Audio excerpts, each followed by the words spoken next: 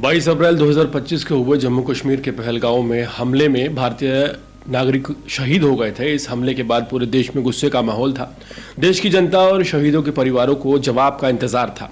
अब भारत ने इसका जवाब दे दिया है। मंगलवार की रात भारतीय सेना ने ऑपरेशन सिंदूर के तहत पाकिस्तान और पाकिस्तान अधिकृत कश्मीर यानी कि POK के मौजूदा आतंकी ठिकानों पर एयर स्ट्राइक की है। यह हमला रात करीब 2 बजे किया गया है। इसमें 7 शहरों में मौजूद 9 आतंकी अड्डों को निशाना बनाया गया है। इस ऑपरेशन में अब तक की जानकारी के अनुसार 100 से ज्यादा आतंकियों के मारे जाने की खबर है। भारतीय सेना ने बताया कि इस कार्रवाई में सिर्फ आतंकियों को ही निशाना बनाया गया है। किसी आम नागरिक या पाकिस्तानी सेना के ठिकाने को नुकसान नहीं पहुंचाया गया है। भारतीय वायुसेना ने इस ऑपरेशन में बड़ी सूझबूझ और ताकत दिखाई है। बताया गया है कि ऑपरेशन के दौरान भारत ने कश्मीर के पास पैम्पोर में एक पाकिस्तानी F-16 फाइटर जेट को मार गिराया है। यह जेट भारतीय विमानों को रोकने की कोशिश कर रहा था। भारतीय सेना की इस कार्रवाई को ऑपरेशन सिंदूर का नाम दिया गया है। यह नाम उन महिलाओं को समर्पित है जिनके पति पहलगाम आतंकी हमले में शहीद हो गए थे। सिंदूर भारतीय संस्कृति में सुहाग का प्रतीक होता है और यह ऑपरेशन उन विधवाओं के दर्द और सम्मान दोनों को दर्शाता है। पाकिस्तान की तरफ से इस हमले को लेकर तीखी प्रतिक्रिया दी गई है।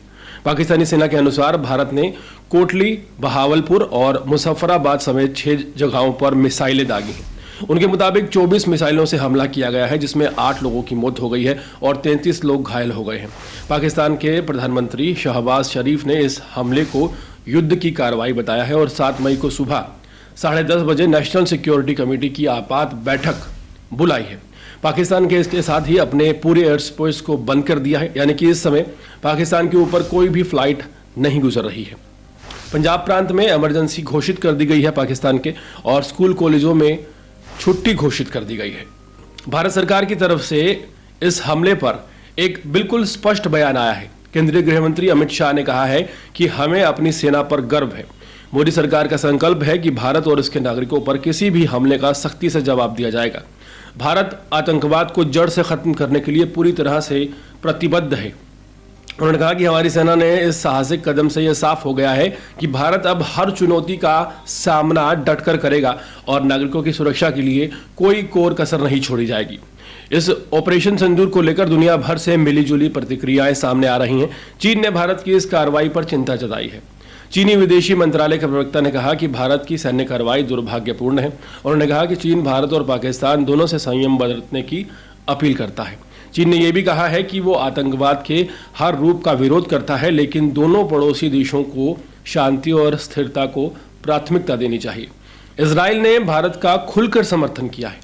भारत में इजराइल के राजदूत रेवेन्यू आजर ने एक्स यानी कि सोशल मीडिया पर लिखा कि इजराइल भारत के आत्मरक्षा के अधिकार का समर्थन करता है और आतंकियों को समझ लेना चाहिए कि अब उनके लिए दुनिया में कोई सुरक्षित जगह नहीं बची। अमेरिकी राष्ट्रपति डोनाल्ड ट्रंप ने भी इस पर बयान दिया है। उन्होंने कहा है कि शर्मनाक है और उम्मीद जताई कि यह टकराव जल्द खत्म होगा। ट्रंप ने कहा कि भारत और पाकिस्तान लंबे समय से लड़ते आ रहे हैं और अब इसे खत्म करने का समय आ चुका है। यह ऑपरेशन सिर्फ एक सैन्य कार्रवाई नहीं बल्कि एक बड़ा संदेश भी है। यह संदेश है आतंकवादियों को, उन्हें पनाह देने वालों को और पूरी दुनिया को कि भारत अब चुप नहीं बैठेगा।